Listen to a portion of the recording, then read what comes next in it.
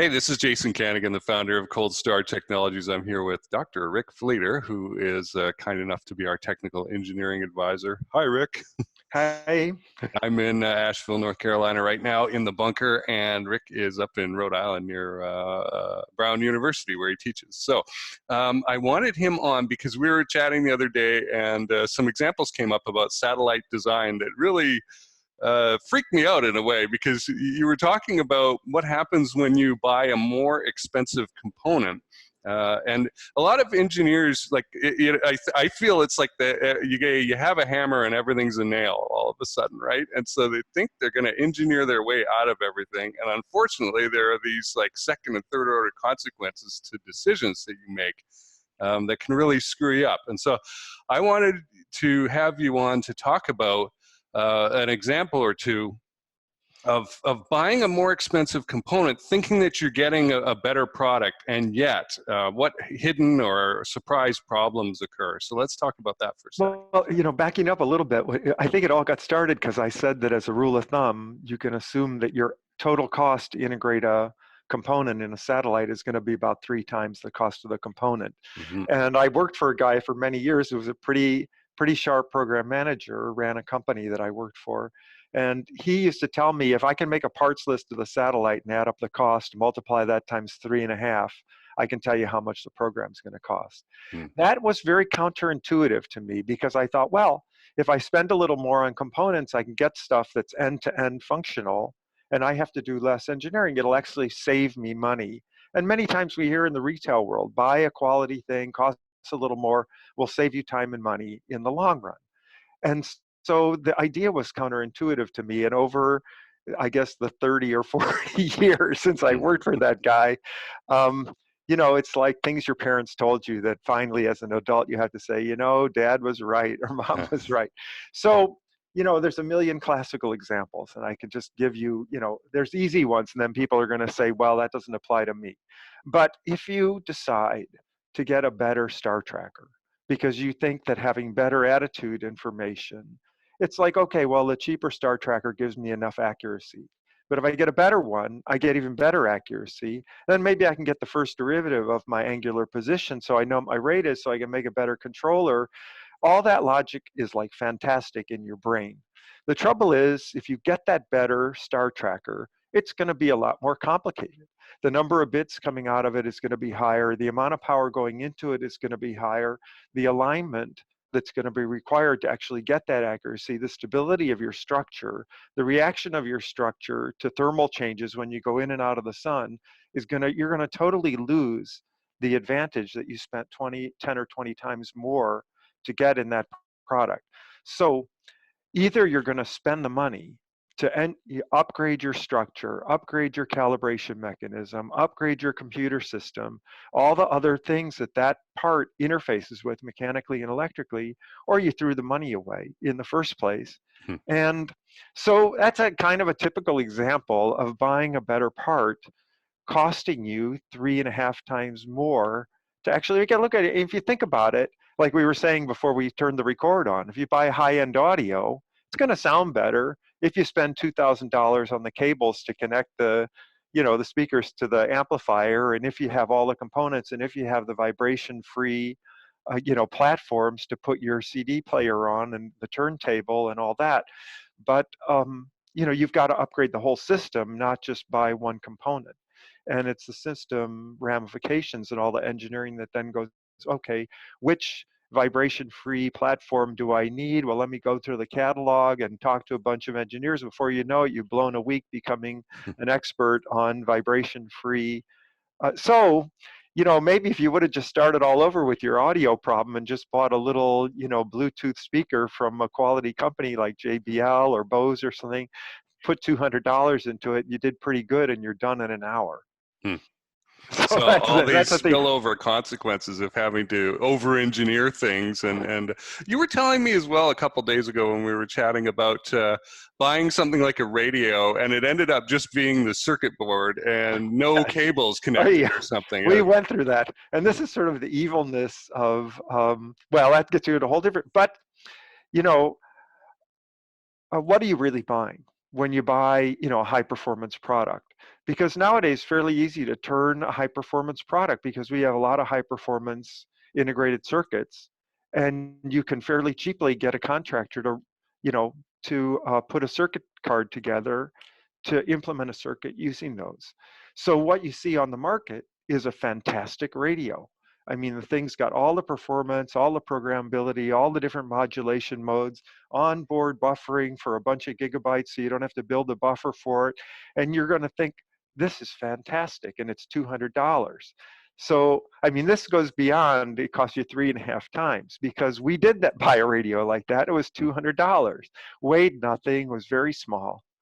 It came in with no cables. And so we called the company and said, can we get a couple of cables? Well, we don't make the cables. You have to make the cables. These are high-speed data cables that you need a very specialized manufacturing process to make that we didn't have, and we had to find a vendor who could make them. We could have made our own cables, but then we wouldn't have gotten the performance that the radio was promised to get. And the cable project was 10 times the cost of the radio. Not to mention the amount of time we had to spend with the circuit diagram to figure out which wires go to which plugins. And so it wasn't a disaster. We ended up with something that worked, but for what we spent to make it work, we could have bought a radio, that was totally integrated. And instead, thinking we were saving money, we actually spent a lot of money. Plus, it wasn't a space qualified radio, so we had to do the space qualification testing of it. And that, of course, burned up a little bit of time and money also. Right. Well, very cool. So this is the kind of thing that you can get from Cold Star Tech. If you come and talk to us, if you're building a spacecraft, satellite, what kind of surprise problems might you encounter? And this is in the you don't know what you don't know territory. Yeah. And I don't know this stuff that much, but I do know about project management, and I do know about getting expertise on my side, which is why I'm very lucky to have Rick here, who has built over like 100 satellites and done some crazy things to get them launched back in the day. One of the famous physicists of the previous century said an expert is someone who's made every possible mistake in a particular field, and I think I qualify for that. I've been through so many train wrecks. That after a while, you kind of learn to anticipate them. And not to say that you can't navigate the minefield, but it's a lot better to know where the mines are if you're going to navigate the minefield than to do it by setting them off one by one. Right. So in the project management stuff that I like to talk about, having experienced members on your team is a way of seeing where these landmines might be before you wander out there. And so that's something that you can get from Cold Star. Just come and talk to us if that's what you're interested in getting. And you cannot find expertise out there on your own or within your own organization. We see this a lot in academia too, where and I've talked to many space program heads where they'll have a group of graduate students come in, they'll be there for 4 years, they'll solve certain problems, and then they'll graduate. And then like the 4 years later, the new students come in, the new crop or cohort or whatever you want to call them, and they're experiencing exactly the same problem the folks did 4 years previously, and they have to solve the problem again. And that's crazy to me, right? Why wasn't this documented? Because nobody wants to do documentation except for this guy. But there are ways to do documentation that aren't painful, right? I can tell you one little story though, because we built a satellite at Brown and we launched it. It worked. And I think it worked so well that people took it for granted. Well, it's a little satellite. How complicated is it? And but the real answer was we had a bunch of undergraduates who worked on it over a series of many years, and I did insist on real documentation that included overlap of the generations so that there was not personal face-to-face documentation, not just written. But the other thing was the diversity of the team. We had a bunch of young people who were super motivated, and really those guys are super bright. I mean, they're students, but they know a lot of things I don't know. Coupled with a guy like me who, already tripped all the landmines and can say to them, this is going to be a problem. What are you doing about it? This is going to be a problem. I didn't have to run the project. I just had to put the fear in them that a power system is not as easy as you think. And it's, one of the major causes, like you said in one of your podcasts, of small set failures. and here are the ways they fail, and let's not be as stupid as the people who came before us. And that was almost enough, without getting into technical details, just to kind of illuminate the problem. And then they solved it. And the satellite is just filled with little things that are like, okay, we didn't go there. We didn't go there. We didn't make this mistake. And it was that combination of people who can execute and people who have executed in the past and run into troubles. It was a great team. And it didn't require tons of time. I wasn't dedicating my life to this. I was dropping in on them and just making sure that, people were not being naive. And then the team was fantastic and they were able to do it. So I think that, that kind of helping out doesn't have to be super invasive, but it's a lot of value added for a minimum amount of contact. Right, right. Yeah, it's going to save people a lot of trouble. Well, Rick, thanks for being here. Hopefully we'll have Rick back on while we're in this downtime right now. He teaches La Sapienza. La Sapienza. La Yes. Sapienza. In And at the moment, I'm doing them both. You're stuck here, though, right now. Given the universality of the problem in the world right now, the only problem is with the 6 hours of time difference between the two countries, I'm getting up fairly early in the morning. Right, right.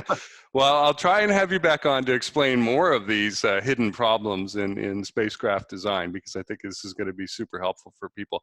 If you would like our attention on your project, you can connect with me on LinkedIn or check out coldstartech.com, and from just about any page on that site, you can book a call to talk with us. Thanks for watching.